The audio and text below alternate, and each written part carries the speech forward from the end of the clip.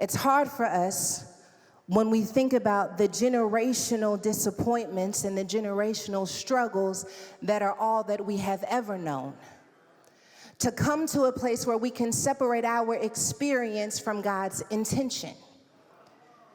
Because when we learn to separate our experience from God's intention, then we begin to recognize that it was never God's intention for me to know this evil that I now know.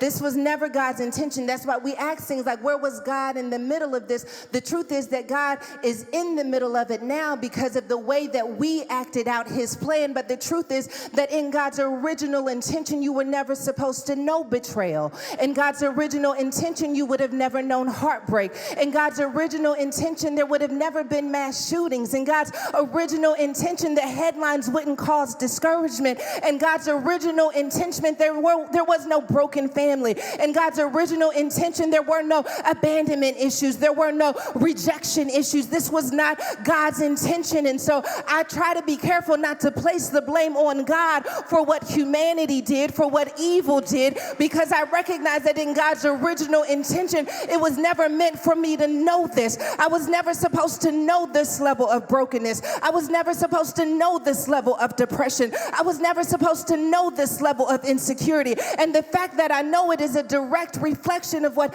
happened in the garden where I was receiving the knowledge